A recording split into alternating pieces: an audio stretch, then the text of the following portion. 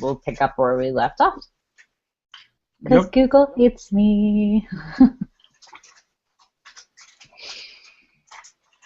So, can you see Lightroom now? Yep, perfect. Okay.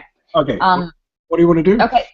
So we were discussing the fact that when you're doing a show or an exhibition or you're putting together your portfolio that you have to, there has to be consistency throughout. So looking at them as a full collection right now, the first one that jumps out at me is the one of her with her mouth open. Yeah. And it's because of how bold the color is and the fact that that's not the same in any of your other images, including your other color images. So, so the problem with that is that if you took that one out and set it aside, people that hadn't seen your work or that had seen a variety of your work that hadn't seen that image might not be able to pick that one up as a Lars Wallgren image because it's so different from all the others. Does that make sense? Yeah, I took it out. So see. You're like, I don't want to even talk about it anymore. We're just deleting it. No, but I just wanted to see what it looks, what happens to the selection. So. Okay. So I have, yeah. Okay, so. That's more even. Yeah. So you have these ones, and then you have a secondary list, correct? Yeah. This I have like the backup. Okay, so can we put all of them into one grouping real quick? Oh, everything, both of them. Yeah. Oh, all the ones that are in the possible running. Oh, let me just do like this.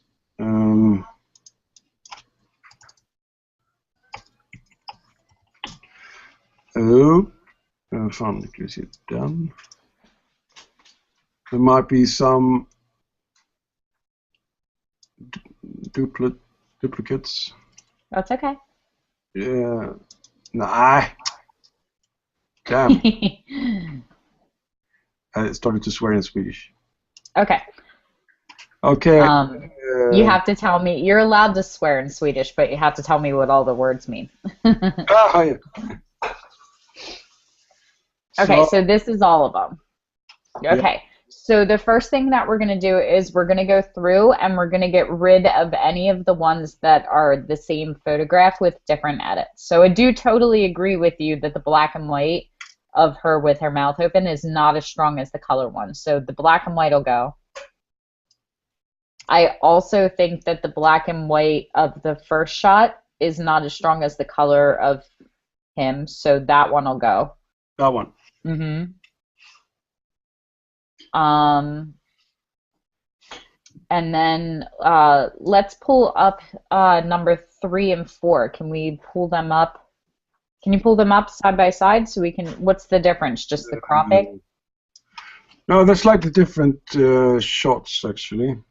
Okay. Okay, so these. Okay, so I see the difference in his positioning. They're too similar for both of them to be on the wall. So which one do you like better? Maybe I like this the composition here, but I like the energy in this one. Okay. You still got to make a choice. So it's this one. So that one goes.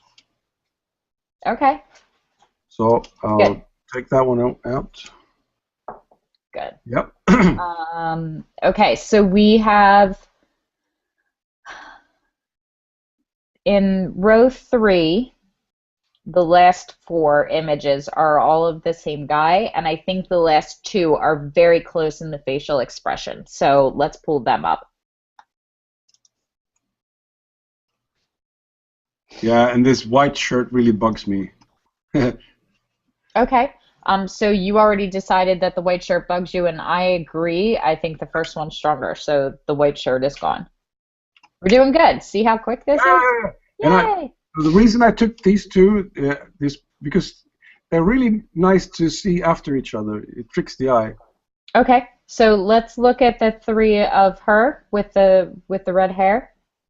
She's got the red hair and then the 2 in black and white. Let's look at those 3 because they're all very similar. Are the first 2 the same? Yeah, it's okay. just that, yeah.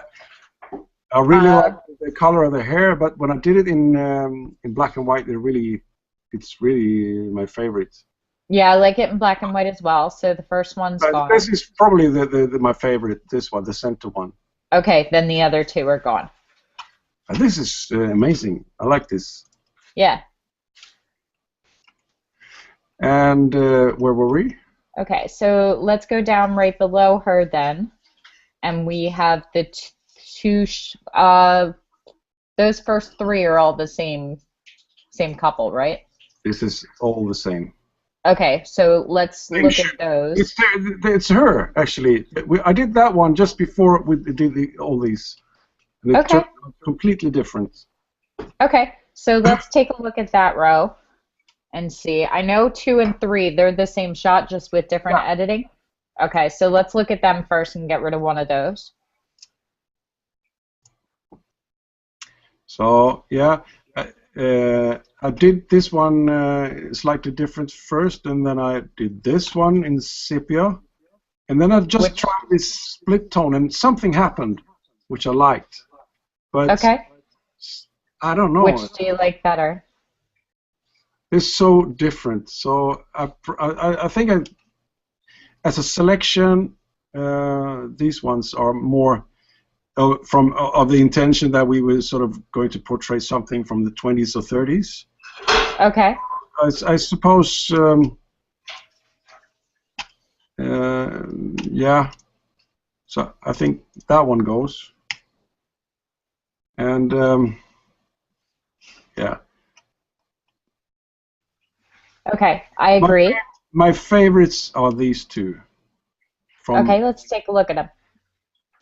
Because the bottom two are the same as well, right? Yeah, those are same. Yeah. Okay, so let's look at those ones.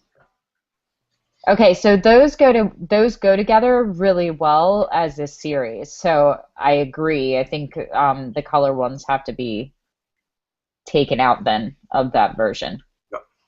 Yeah. Okay, let's do it like that. Yeah. That one goes, and yeah. Probably number 5 in the last full row. That one? Yeah. Yeah. Okay. Now you have 3 of them in this kind of sepia tone, and then you have 4 of them in color. So let's look at the ones in color real quick.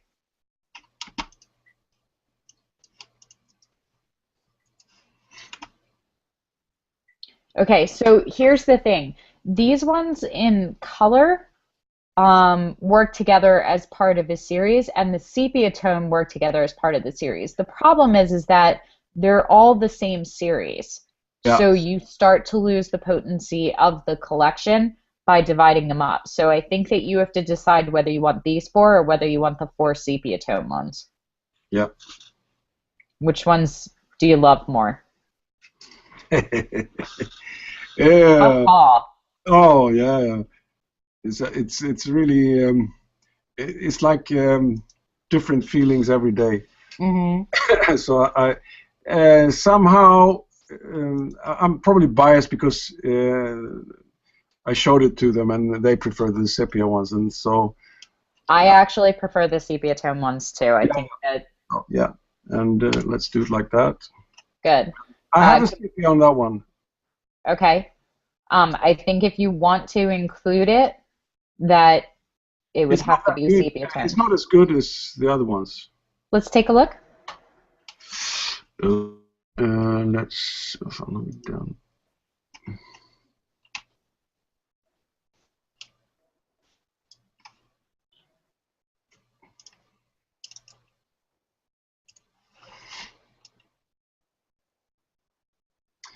Yeah, it's more consistent. So if I do it like that. Yep. Yeah, see how those work as a series now? Yeah.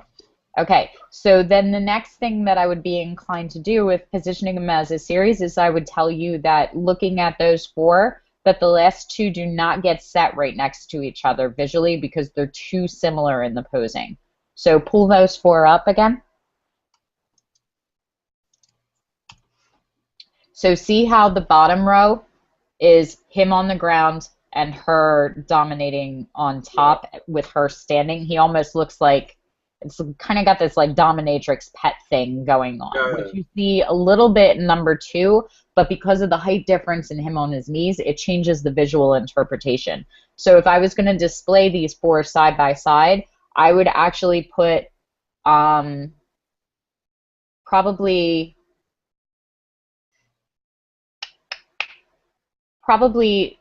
number 4 would be the first, then number 1, then number 2, and number 3. Or I would put on number 3 as number 2. Move number 3 up. Is that the one? No. Okay, so we have this difference now because in the first one they're both looking forward and they're both facing the same direction, and then we break that apart a little bit more because she's facing the opposite way. Then we have them both on the chair and it separates it, and then the 4. So if those were 4 lined up on the wall together, there's visually striking differences in the poses and the perspectives of everything that's going on, that it's not so similar that it looks like it was the next frame in the shot. Does that make sense? Let me see if I understand what you mean. But if I... So what you don't want to do with a series is these 4 were obviously still from the same shoot. Yep. But what you don't want it to look like is you don't want it to look like that was Shutterfire number 1, number 2, number 3, and number 4. Like you just took the 4 shots right out of sequence. You want them to each be standalone. So by taking them and mixing them up, because it looks very much like the 4th one and the first one were taken like 1 or 2 frames right after each other because of how close the posing is to each other. Yeah. Okay, so by separating them, it becomes a series and not the sequential order of the Shutterfire. Yeah. Does that make sense? Yeah, but maybe I'm thinking maybe there should be like just 3 of them, like a triptych, like a triple. Okay, so pull them out and decide which one's willing to go. Which one are you axing? I like the composition here. These 2, they are my favorites. Okay. And I have to choose between these 2. Which ones? 1 and 4? That one and that one. I don't know what numbers, but okay. So that one is a bit stronger in the expression, but this one is stronger when it comes to composition. I like the composite. If you were asking my opinion, I would actually be inclined to get rid of number 4 just because of the angle. I love the idea of the shot and where you went with it, but I think your perspective is so high up that we lose a lot of him. It would have been a stronger shot if you had been down on the ground with him, so that it would have been from his. That one. Yeah. Okay, that's my favorite. I know. See, and so you saying that means that that one stays because it's your show. My opinion is just my opinion. Don't let anybody talk you out of your favorite images because it's yours. Her leg is the angle is distorting the leg, like strange. So then, honestly, if you're looking for the series to fit well, I would say that probably number 3 is the one that stands out because you have this sort of dominatrix, and pet thing going on, and then you have this very like 1920s, almost looks like an old circus couple thing going on that doesn't fit the rest of the series. So, yeah. So see how those all have very similar kind of feels together? And this is a great way to do it. Like Lightroom's wonderful for this because you can put them in and take them out and see what works together. My second one, if you were going to leave that one in, I would put that one in the middle and take out number 2. Again? If you were going to leave the one that we just took out. Okay. I would take out, you now have it as the first one, I would take that one out and put the other one back in if you wanted to leave that one.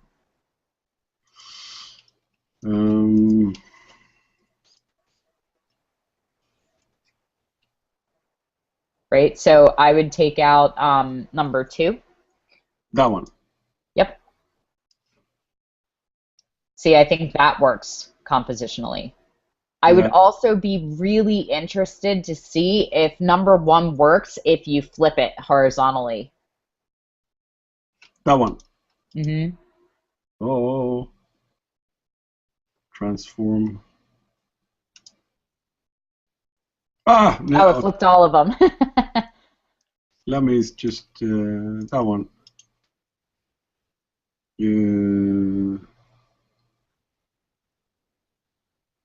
No. You might have to pull it. There you go. Transform. Now put the 3 of them in together. That. See how now it looks like a totally different photograph, even though it's still kind of her on top of him? Yeah, that's really cool. I like. Yeah. Wow. So now I think those 3 work as a series together. That's really cool. Yeah? Oh, yeah. Good. Okay, so those 3 are definitely in. So Star'em, Flag'em, those ones definitely made the cut. And the 4th one that we got rid of, take it out. That one goes. Good. Perfect. Mm. So those ones are definite yeses. Oh, I'm Now, down to 21 now, so okay. okay, so the other thing that I'm going to caution you is that this guy is definitely your favorite. You've brought him to critique every single time. You have a lot of images of him. He's dominating your portfolio. And Yeah. the problem with that is that it makes it look like you're not working because you're only shooting the same person. So Yes. if you go back and look at my first year, you will see Remy all over the place because she was always willing to get in front of my camera. And they're beautiful portraits, and I love a lot of the work that you do with him. But you have to be careful about having multiple shots of the same person in, especially from the same session, because it makes it look like you're not working. Yeah, yeah, that's true. So just food for thought. So let's go up to your girl because those 3 are all portraits in the same From the same place. session, same wardrobe. You got to pick one. Then it's that one. Okay. Are you sure? Because I really like the color one, and I think that you can kind of get away with it as long as you keep some of the other color ones from your theater work in. Yeah.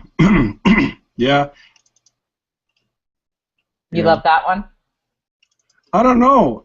This one has some kind of disturbing quality to it, which I cannot disregard this one. I just like it. Okay.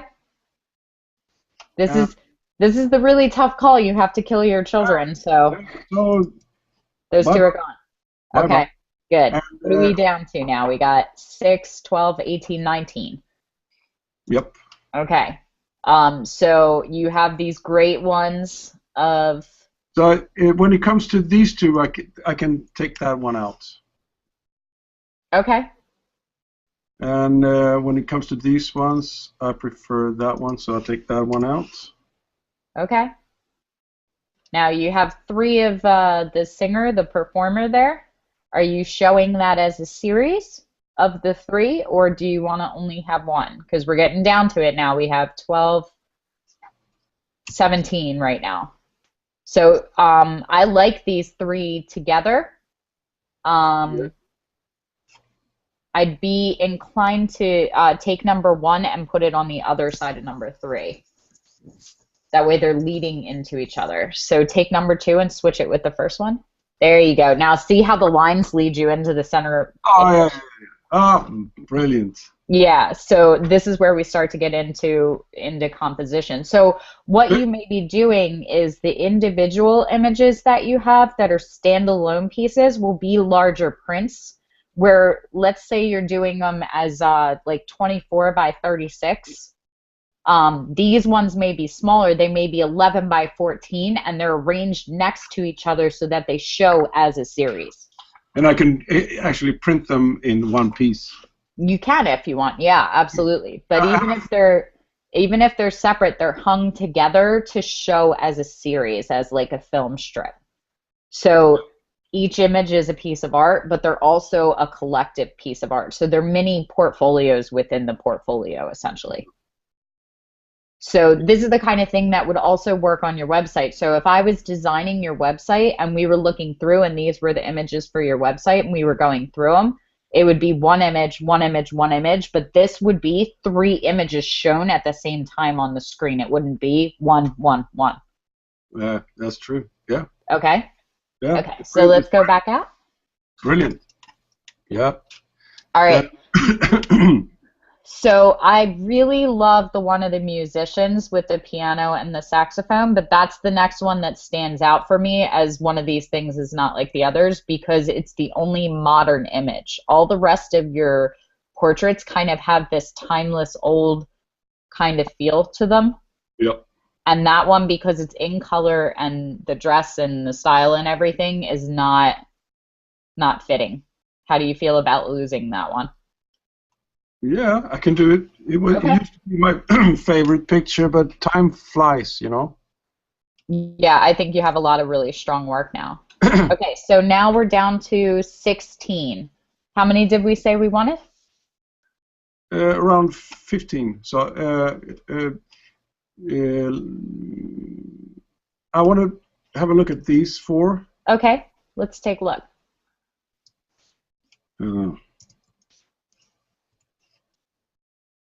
I think this one is the least strongest one. I would agree. And this one, I see now it needs some... I've been trying different compositions with that one. Okay, so let's take number 1 and put it in the middle. There we go. I think that works better. Again, because of the body language, it leads into the center photograph. Oh yeah, true. Yeah. So I think this is unintentionally becoming a lesson for you with your social media and website too. That when you're shooting, especially for the playhouses and stuff like this, these images should be shown as a collection because they work stronger as a set of 3 than they do as individual shots. Yeah. So this one needs to be 1 by 1. Is the first one 1 by 1? I think so. Okay. Then yeah, I would crop them the same too because they'll look better on the wall. They'll be more aesthetically pleasing if they're the same cropping. Yep. That's yep. Okay. So let's look at the whole collection then. Yeah, it's here. So we have the 3 that we did. One here. Let's see. So I'm not sure how to section them because these are theatrical. These 3 go together. No, that one is out. Sorry. Okay. Go together. These 2 go together, and these go. So 3 pieces of 3. Okay. So in the same line of arranging them so that they're visually appealing as you're walking down, assuming they're all standing in one row on a wall, you want to make sure that they lead into each other. So I'm inclined to take number 6 and put it down at the beginning of the series with the musician. Just like that. Yeah. Yeah, and this is more, what do you say, cohesive. It fits together much better.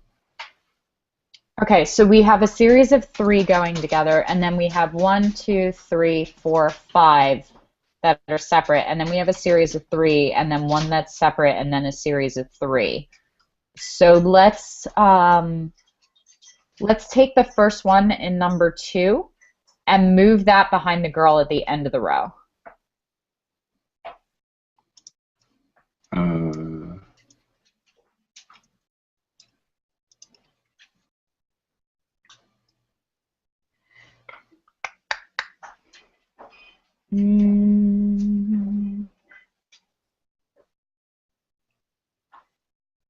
Let's take your girl that's got the open mouth, and put her at the beginning of the sequence. Let's make her your first image. She wants to be the star of the show in the worst way. I'm not sure she likes it, but that's not why we're here. Okay. All right, so we have her at the start. Let's do...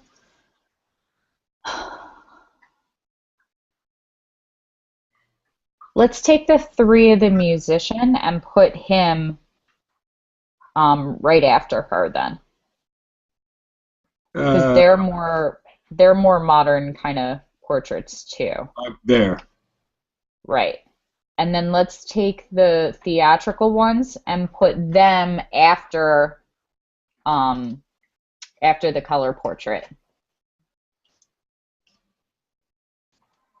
Yeah, just move them to the other side of him. Like that.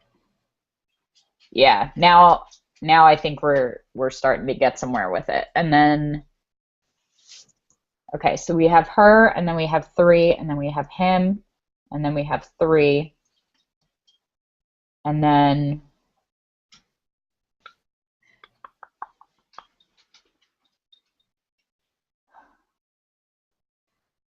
I think it's number 4 and number 6 in the second row. I don't think that they're strong enough that they're standing out on their own. I'm losing them in the group. Okay, and that one has been my star. Let's take a look at it. See, I love the emotion in the shot. I loved this one when you posted it. Yeah. And let's look at the other one. The other guy, I guess he's a singer? Yeah. It's good, but it's not as strong. Are you okay with losing him? Yep. Okay. Oh my God. Okay, so let's take him then, the emotional one, and let's put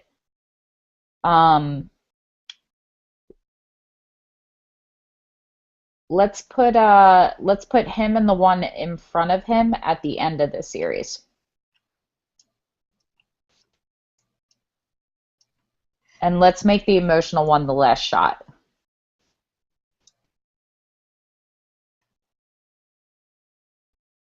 How does that look? Yeah, there's something more. Yeah. Okay. I can't say what it is, but it's some calmer feeling. Mm-hmm. So kind of, do you start to see how it almost kind of fades out with the energy in the shot? Like we started off with her, who is just with the color and the energy she's giving the camera is this really strong thing, and then we're leading into this musician, and we have all of this energy coming from him in the performance kind of thing, and then you have this really strong star kind of portrait, and then all your performance art, and then you have this beautiful girl, and she's giving a lot of energy, and then it leads right into the series of that, and then it kind of fades out. So it crescendos all the way up and then dies, just like a song would. Yeah. Yeah? Just like life. Ah. So that gives you 14, which is one less, but I would rather see you show 4 images and have them be killer images than show 15 of them if the rest are diluting the potency of it. I think this is the best of your series. Yeah. Yeah, I can see it now. It's it's really helpful. Thank you. All right. I think that's it. I'm so excited. You better take a ton of photos of your images on the wall and post them in the group. I want to see like the Lars exhibition, like imprint and on the wall. Okay, so what are you thinking in terms of size and printing and finish? A friend of mine, he's a photographer. He's going to help me, and he's got what it is like 8:2 size. How much is that? 43 centimeters. He can. Okay. So I don't know in inches, but it's fairly big. So I suppose, and he can print from a roll. So I could make a really large three-piece like with a musician there. I can do that in a huge print, I suppose. Okay. As well as the sepia, I could do that as like a very big triple thing. I still like the idea of them being individual prints because here's the thing is that are these are being offered for sale at the show, right? Like you're gonna have price tags under them? Yeah. Okay, so let's say for the sake of simple math that you were selling each one of these for $100. Yeah. And you're printing them as like 24 by 36. If you do a 24 by 36 with all three prints, you're only making one sale. But chances are, if somebody wants to buy them, they'll want to buy the series because those three go together really strong. So you want people to have the option, if one of them speaks to them, to buy one or to buy the whole collection and triple the amount of money. Yeah. So they should all be their own standalone prints. Yeah, yeah, I see what you mean. Okay.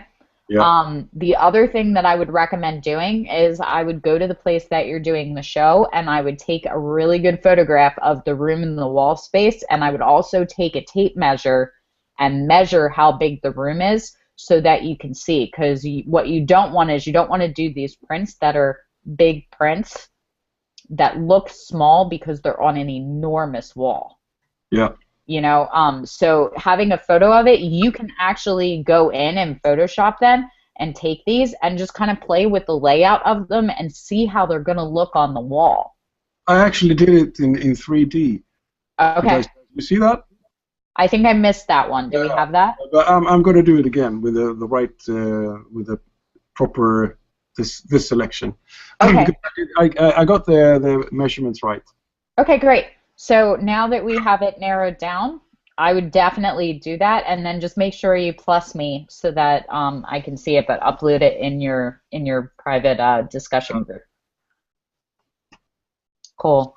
I'm excited. It looks good. Okay, we can turn off this screen share. Yeah, and I am. Yeah, hang on. Where did I do that? That was fun. Yeah, I was. I didn't turn out like I thought it would, but it was great. It was fantastic.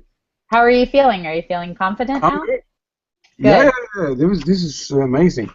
I'm really excited. I like your series. I think they're really good. I like the little mini series within the bigger collection. I think that's going to be really strong visually. Such a difference. It's I'm amazed what you can do just by ordering stuff.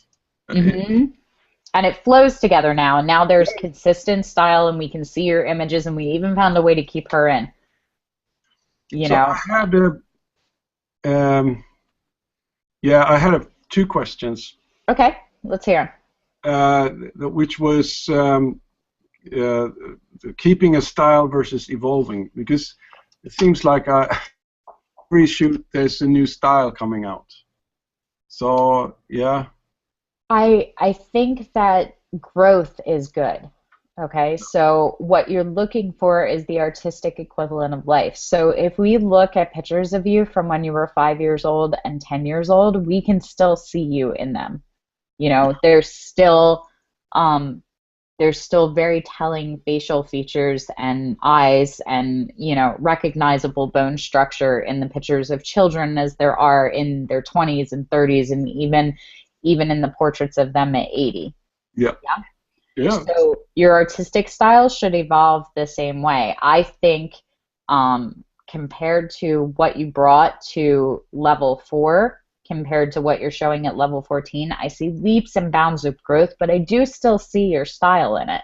Mm-hmm. So I want you to be brave and see. And like if you go through mine, like I had like a 2-month period that you can definitely see is like my Sue Bryce phase when I first found out about her and was following all her stuff and learning her stuff. So we've learned by imitation and by mimicry and things like that, but I think it's really important that you stay true to your voice. So as you're going through and you're finding it, be bold and experiment, but the same way that, you know, we went through and axed out some of your images, like that one portrait of him, the really stoic one, you brought that to level 4. It's still a very strong image, and it still fit in the final collection, even with the work that you did a couple of weeks ago.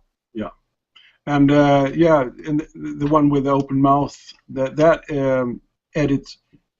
It was just something happened, and I really wanted to bring it, even though it was sticking out. It does, but I still see your style in it in the way that you shoot, even though it's a little bolder and more saturated in the colors and a little less. You tend to have a little bit of a vintagey kind of feel with yours in a lot of them, which I think is very complimentary for the theater work that you do and some of the portraits. I love the older feel of your images, but I do still see you even in the bold one. So I'm perfectly fine with experimentation. And I think as you keep shooting, you'll find that certain things will be a phase that you go through. You know, it's a fad where you're like, I don't know what I was thinking when I did that. I have a lot of pictures from my 20s like that. So it'll be the same with your artwork. And you'll go and you'll experiment, and then you'll see that you don't like it and that it was just something you were playing at. And I think as long as once you discover that you take them out of your portfolio, it's fine. But no, like right now you're in a discovery phase, very much so with your art. I think that you've mastered a lot of what you were looking to master with lighting and posing and being able to find the composition for these images you want to create. So yeah, now is the time to play and experiment and really sort of hone in. It's like learning a new language. You're conversationalist now, so now's the time to really perfect like the dialect and the accent and learn all the fine tunings of it. Find your voice, absolutely. But I also think that you have your voice and you're finding your language, maybe a better way to put it. So no matter what you're speaking, whatever the tongue is, it's still going to be your tone and your voice and what you have to say. It's just different languages that you're learning to say it in now. So I'm fine with that. And you know, it's really everything we did today is exactly what you'll do as you're experimenting and you're playing and you're learning these different things and you're honing in on your style. It's just important every now and then to sit and look at a collection of work and go, that one doesn't make the cut, that one does. This I like, and then you'll start to see, like in the series of 3, you'll go, okay, this is what I'm gravitating towards, this is my style. You know, and then the rest just have to, you know, be kissed and sent off. And I have a hopefully a shoot with a dancer, and she's a choreographer that I contacted, and I saw her on television, and I just saw this quality of presence in her, this documentary, and I just had to shoot her, and I contacted her on email, and she said she wants to meet for a cup of coffee. Nice. Yeah, very cool. She's having a like a workshop in here in Gothenburg in a month's time, and damn, I have to really pull it off now.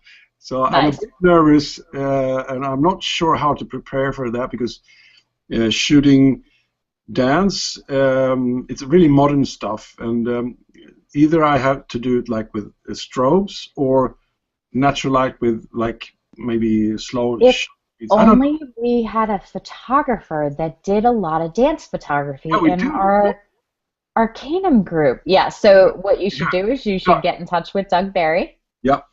And have a conversation with him, and he can definitely give you some good advice because he does really, really beautiful dance work. I've seen his work; it's fantastic. Yeah. So he'll have some good pointers for that, and then the general rule is that Arcanum related aside is anytime that you're stepping outside your comfort zone, study just like you would for a test. You know, so if you're going to shoot a dancer, go study dance photographers. Go Google them, create a Pinterest board, find what works and what doesn't, read articles and blog, like, you know, prepare yourself. That's it. Yeah. It's that simple.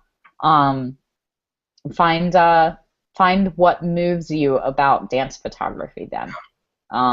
You know, like go pick 20 images that you just love.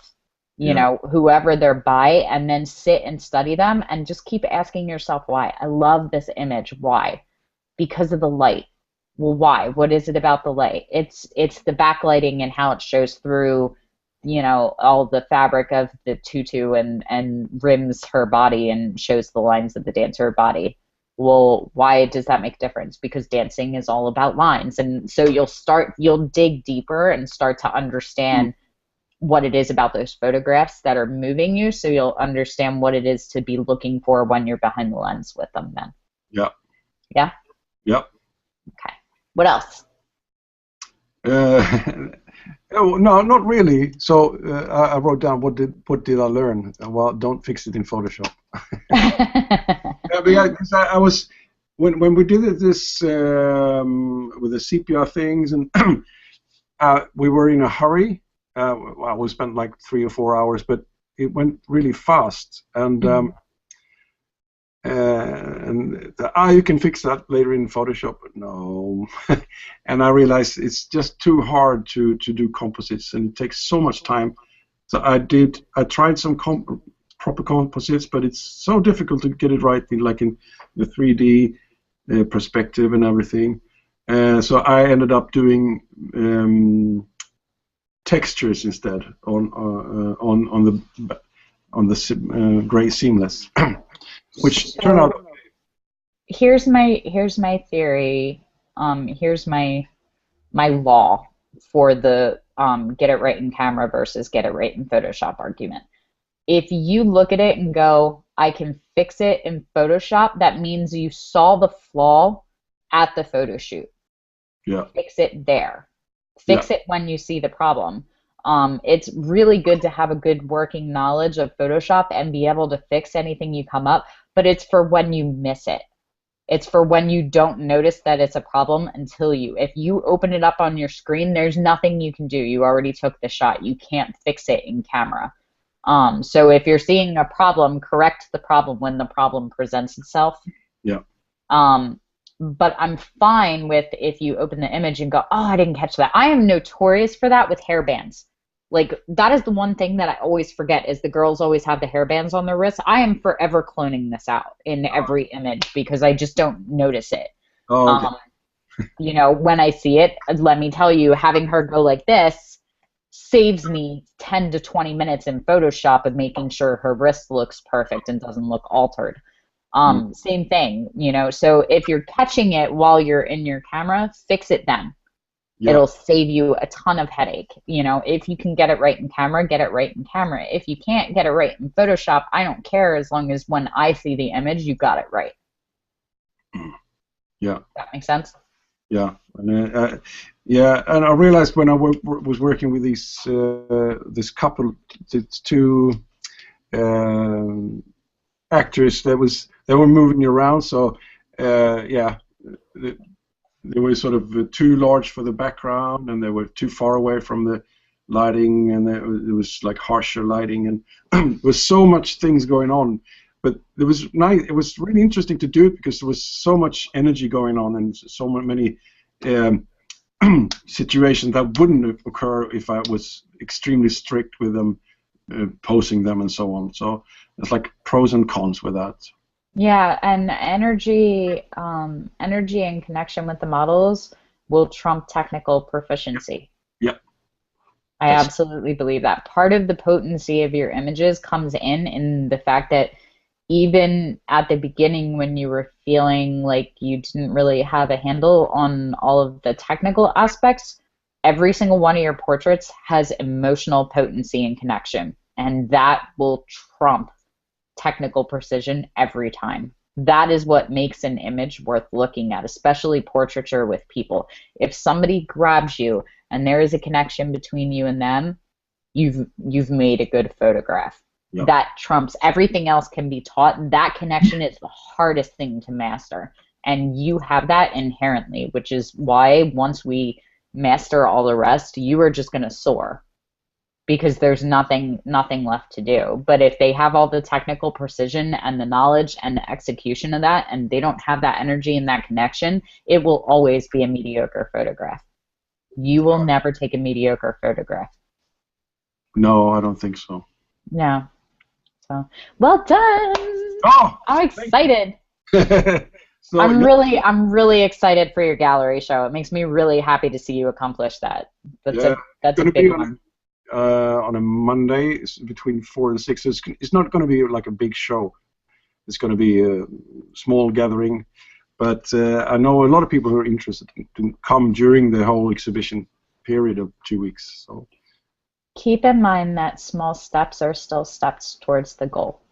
Yep. There are no small steps as long as you're taking them, as long as you're moving forward. I heard a really good piece of advice that said you can't walk with dignity and grace if you're only focused on getting there quickly, which is true. If you've ever watched people that are late and they speed walk, they are not walking gracefully. No.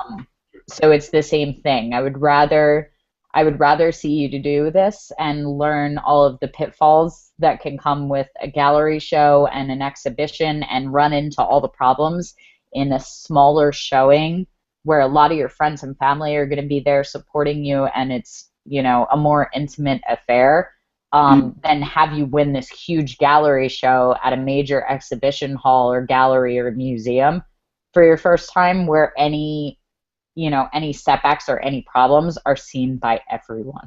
Yeah. So this is good. This is a learning experience, and you learn to crawl before you walk, and you learn to walk before you run.